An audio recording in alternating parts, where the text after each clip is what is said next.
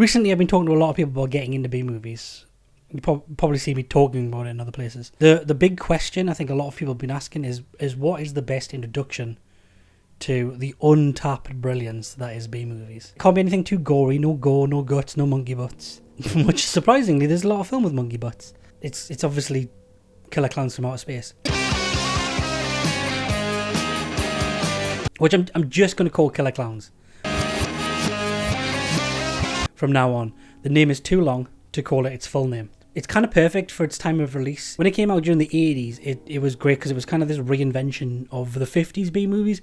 Everybody talks about, oh, it's remake this, remake that. The 80s did it first. The Thing, The Blob. Be careful of the Blob. These films that were designed as like sluggy, low-budget films at the time, which probably were like medium-budget films at the time, translate really well to ultra-violent, gory, or incredibly B-movies. Between the gritty reboots of The Blob and The Thing from Outer Space, which just became The Thing, Killer Klowns from Outer Space was the genesis of clown movies, 2 years until it was released to TVs. Very flawed. Produced and directed by two effects brothers, it's full of great effects and costumes. Normally the guys that come from effects into directing struggle with the story side of stuff. With this, because they just focused solely on the cheesy aspect of film, if you didn't enjoy the story, that's your fault. It's the gaslighting of cinema world. This is Nameless Cop. I don't remember his name. He's like in it for like 8 minutes at a time. He has a name, but he's played by John Vernon, who generally plays the same one-note character anyway. I'm 99% sure they tried to squeeze him to see Animal House at one point and he just wasn't going for it. The film really starts when they get to make out point, or whatever the film decides to call it. I live in England where this stuff doesn't really normally happen. Instead, we just go out and get pissed in the park. Not me.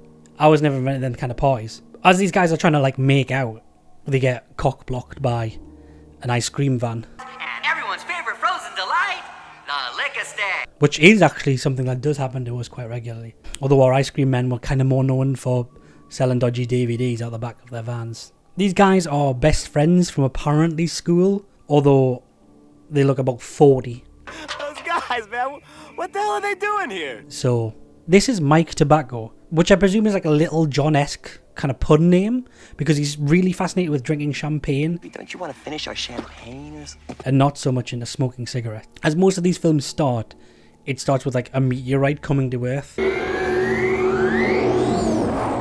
Where the standard like cookie prospector sees it landing. This is our lucky day, we're gonna be rich! Did they guys just steal that dog? I guess they kind of did the dog a favour because he's dead now. Meanwhile, these two well-spoken punks get arrested for having a quick piss up in the park. I got him boozing it up in the park. But no local jogging spots. We were just walking through the park on the way to the dorm. The two teens finally get to go check out the circus. You know, the one that's in the middle of a forest with no ticket offers. It's no shooting star. Looks like circus tent. They walk through the entire ship, which is really good because the effects guys do a very good job, but it looks awfully like a Tim Burton movie. So I'm feeling a bit sick of it. Right into what I can only presume is a testicle factory. look at this place. I've never seen anything like this before. I have. It's a Tim Burton movie. We finally get a look at the clowns, and boy oh boy, nobody was joking around here. It's not some middle-aged man with a bald cap on making balloon animals. They're like full-on animatronic heads. They're amazing. Now the term animatronic has been sullied over the last few years, with stuff like the live action stuff being switched out for CGI, and obviously Five Nights at Freddy's ruined animatronics. Five Nights at Freddy's. This day and age, animatronic means basic robot with carpet over it playing the drums. The otherworldness of the film kind of helps with the believability and the sellability of all the ridiculous stuff that happens in this film. And if that doesn't sell it, lines like this do. Because the clowns, that's why. I know I said there was no like inflatable balloons, but there is. I lied. I lied to you horrendously. They turn a balloon animal into a sniffer dog. And that's not even a joke. You just don't ask questions. Well, you do, but there's no point in asking them. Clowns are all powerful. Well, that's two dead dogs, I guess. not Twitter page is not going to be happy. And these cotton candy things, these cocoons. This is like the common scene where the teens trying to explain what they saw and nobody believed them. But they're clowns. So like, again, like if I go, oh, I saw some dodgy clowns. Like I was there in 2016. It's pretty normal to see clowns doing dodgy clowns shit. And there was these things, the killer clowns, and they shot popcorn at us. We barely got away. This scene is 100% me trying to explain to other people why they should watch this film. As sort of the Gremlins did. And they start causing havoc through the town. But obviously the cops don't believe them as per. Clowns, cotton candy, flying popcorn. Go ahead. Let them make fools out of the police department. This shot was definitely just shot for the trailer. And it's like the bait and switch.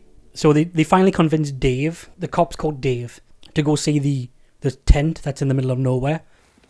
Where is it? Yeah, that's what I'd like to know, pal. It was right there where that hole is. And it's not there now. Which is fine. That's the only proof they had, other than the giant 60-foot hole that the tent has left behind. That is perfectly tent-shaped. So you're saying that hole is where the tent was? The tent made that hole, is that what you're telling me? Yes, it was there. But even with the tent gone, the clown shenanigans continue. What are you gonna do? Knock my block off. But they still don't believe him. Oh, this isn't cotton candy. A spider trying to rebrand with a more cutesy colour. Only when he very slowly crashes into a clown does he finally believe him. After a clown literally hangs himself.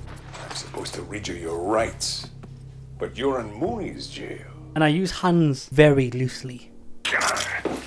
Does the police officer finally believe what's happening? But the clown obviously has a way of getting away, which is by turning Mooney, the other cop, into a dummy. Don't worry, Dave. There is no I'm a dummy joke. After puppeteering the cop, not Dave, but Dave does take some like pot shots at the clown, just aimlessly. Luckily, Big Brain hits him in the nose, which everybody knows that's how you kill a clown from outer space. We also find out the popcorn is some sort of I don't want to gloss this. It's clown jizz. It's clown jizz. It's like clown fetuses or clown jizz. Maybe they're asexual. I don't know. In fact, I know they're not asexual because there's sexy clown ladies later on.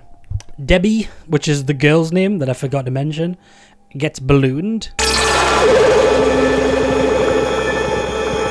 Which is the only thing I can call it, but that automatically sounds like a sex act. So I don't really want to call it ballooned. We all float down here, Debbie. So they chase the clowns, multiple clowns. I think there's more than one. To the abandoned amusement park. If you were a clown, where would you hide? The amusement park. Which we've all seen enough Scooby-Doo to know that's where you should have went first. Uh-oh. You could have skipped all the rest of the movie. Just wait at the abandoned amusement park for them to show up. This is where you actually find out why the clowns are abducting people. It's to drink their blood. These are clown vampires. I'm doing a vampire series now. Just accidental vampires. Do you want naked space vampires? Got them. Do you want clown space vampires? Got them. I'm going to collect them. I'm going to collect them all. Like damn Pokemon.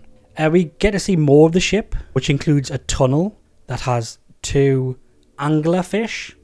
No! For the openings, just with gaped mouths. Which to me says that you run in and it's full of balloons, and then you run out and it's just an anglerfish on both ends. Nobody explains why. And then to wrap the film up, there's just Clown Kong.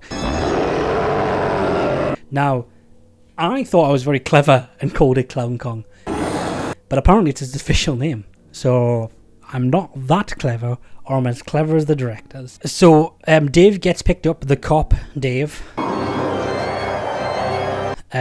who I should probably have mentioned at one point was dating Debbie, but now Debbie's dumped him for Mike Tobacco, which is not a name. Still, I refuse to acknowledge Mike Tobacco as a name. You find that out like halfway through the movie. It wasn't really important. But Dave is picked up by the King Kong, the Clown Kong guy. Luckily, because he's a cop, he's got a cop badge. Straight.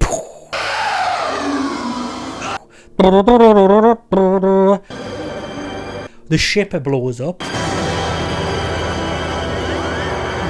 Just the power of a giant clown exploding.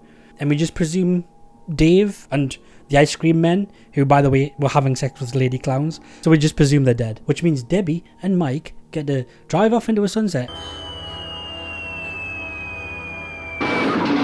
Except they didn't die, and they were in fact in the clown car that plummets to earth, and they didn't get hurt, and now they're in a throuple. Dave! Oh. So's Mike Tobacco. You've been cock-blocked by clowns. So, Killer Klowns kind of aims for this schlocky 80s, 50s, 80s B-movie vibe, which it 100% hits on the head. And that's one of the reasons, if not the main reason why I love it. It never takes itself too seriously, and as long as you don't take it too seriously as a B-movie, then you'll enjoy it too. There is a video game coming out for it soon, and I kind of want to play with people. So if you watch the movie, and then you go, oh, this is a good movie, and then you play the game, we can play together. And I would love that.